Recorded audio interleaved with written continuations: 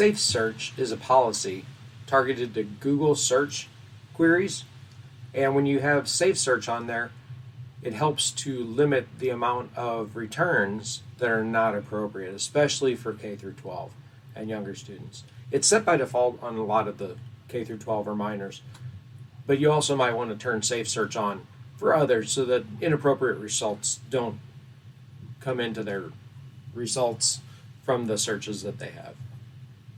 There's also the restricted mode for YouTube, so that when you search YouTube,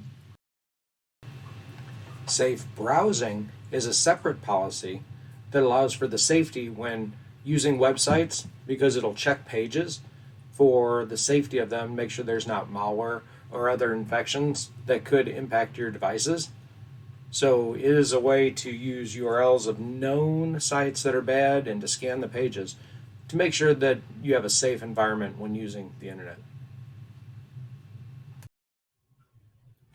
To access the policies and settings from the Google Admin Console for the safe browsing and the safe search, in the menu on the left, go to Devices, and then Chrome, and then from Chrome, go down to Settings and Users and Browsers.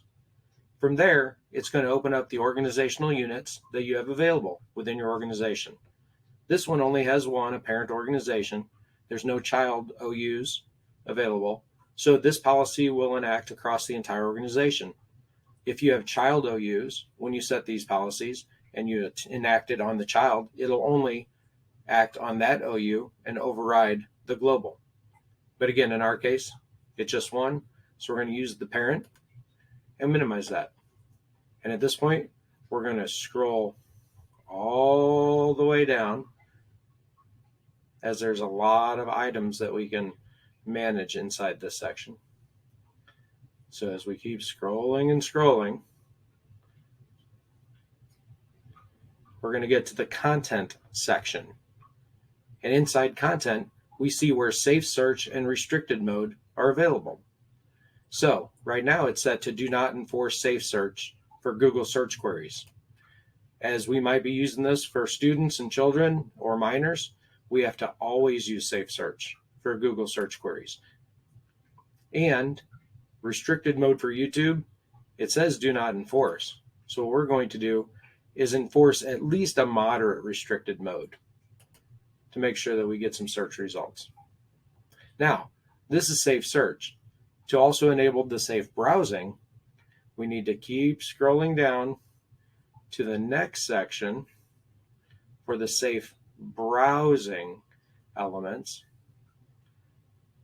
So that is still down and down and down. We're getting there.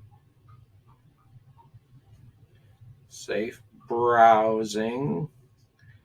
We're getting there. It's after accessibility. Safe browsing.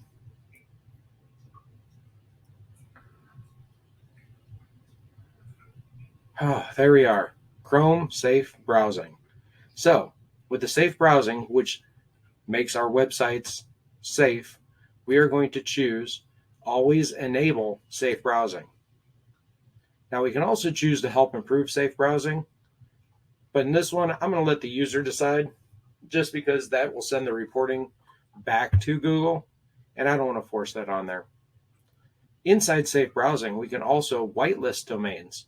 So if domains are coming up as blocked, but they need to be accessible, we can put those domains in here to allow them and override that. Again, you can have safe browsing for trusted sources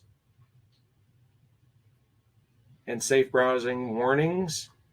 Do you want to allow the users to bypass that? Do not allow. If there's a safe browser warning, we're going to make sure that the user cannot bypass it and that they can't access it.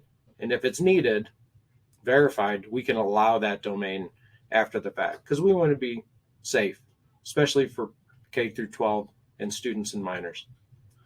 Once you get all the settings the way we want them for our organization, in the top right, we click Save, and these settings are being enacted upon that parent OU for the entire organization.